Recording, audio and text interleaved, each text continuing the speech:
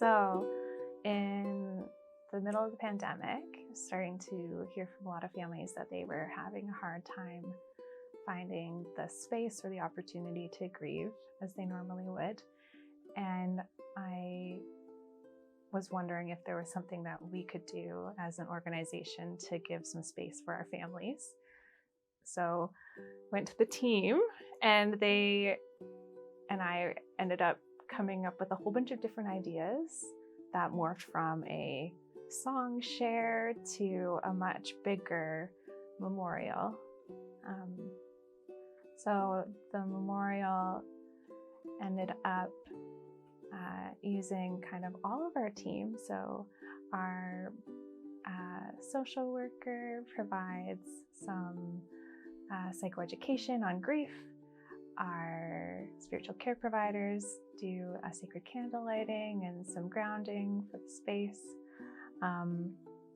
Greg is our MC and helps with a lot of the behind the scenes things. And then I have a whole half hour full of contributions from the families because we wanted to make it really individual.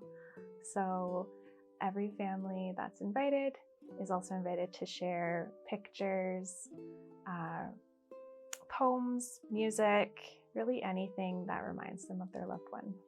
I would add that because of the situation of the pandemic, there was this isolation that we were all noticing with people. And then the challenge for us was how to create an event during the pandemic. And so it became then a virtual model of conducting an event like this. And it's something that none of us on the committee had ever done before. So it has been this process of discovering.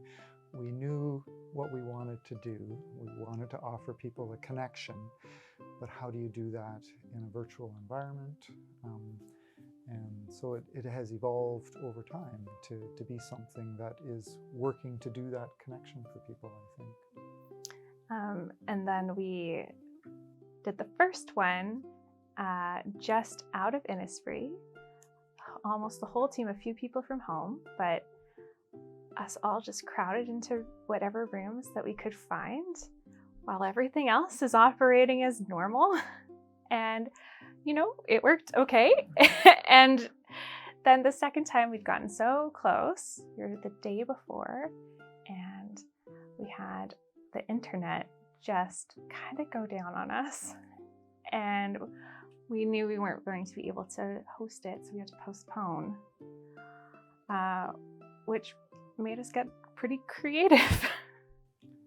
So that was a hard moment to sort of think, well, what will we do? We had families prepared for this event, and we knew how to we knew how to produce it in the Innisfree environment, but what else could we do? So we had lots of people providing some suggestions and ideas about partners that we might reach out to. And one particular suggestion was the Kitchener Public Library.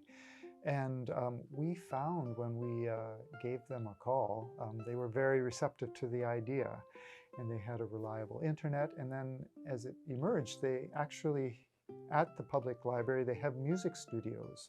And that was something that had obvious benefits for Megan in the production of the music and all aspects of this online video, audio event. So the studio was just a wonderful find. My portion of it is half an hour of beautifully smooshing together all of the contributions that families provide.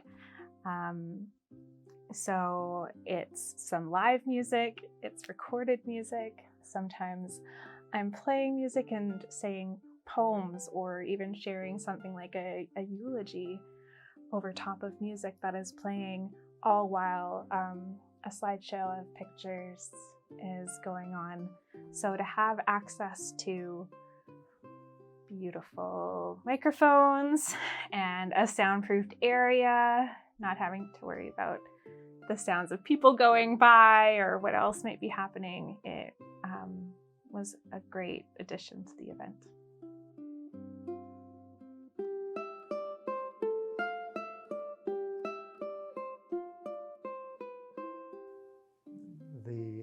care, and at the end of life that we provide in the residence, of course, there is always grief, but the pandemic adds this extra layer of complication and added stressors and so forth onto the grief experience for people. And I would emphasize the theme of isolation. So we've all experienced the isolation of the pandemic. Grief is something most healthily shared in community to support us through the grief experience. And so the isolation really works against that. And so it is this, I think that factor is really significant in heightening the suffering, I think, that comes through grief that's not expressed and shared and supported in the ways that we normally would.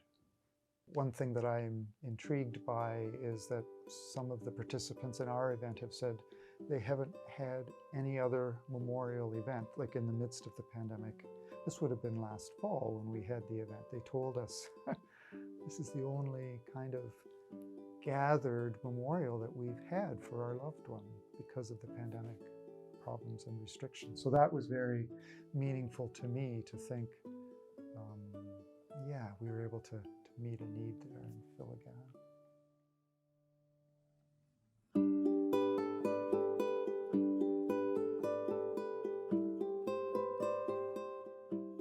We have families who connect with us throughout the year all the time, and I think that's so incredible that people still continue to think of us, but it shows the need for connection.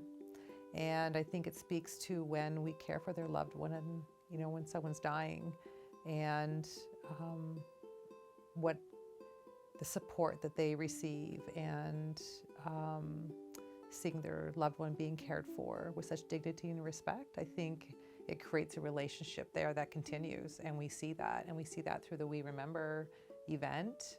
And yes, they do connect with us after We Remember as well. And even, I would say, during the process of the We Remember, the stories that are told, and like Megan said, the personalization of it, and how to remember their person in the way that they want to. And they want to tell us about the picture they're sharing with us and the story behind it. And they want to tell us about the song and why. They want to tell us about the poem they're submitting. There's a connection within everything they're submitting. It's very, very personal for them. And so it becomes very personal for us too, in terms of the connection that they're making with their loved one, their person, and us being able to pull it together.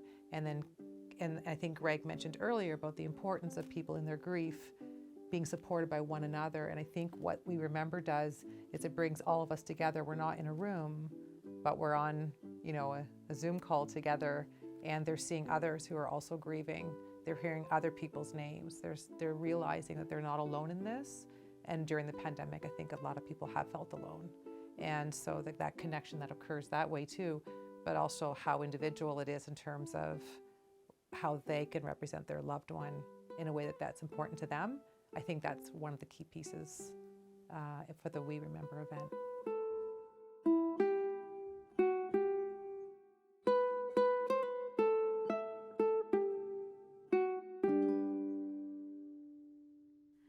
I've been sifting through the layers of dusty books and faded papers. They tell a story I used to know.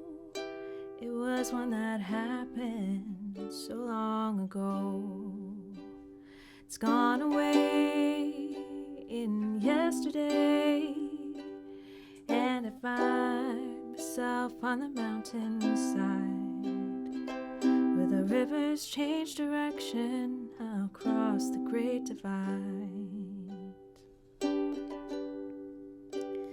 Now I heard the owl calling softly as the night was falling with a question, and I replied, but he's gone across the borderline. It's gone away in yesterday, and I find myself on the mountainside where the rivers change change direction across the great divide. The finest hour that I have seen is the one that comes between the edge of night and the break of day. It's when the darkness rolls away. It's gone away in yesterday, and I find myself on the mountainside.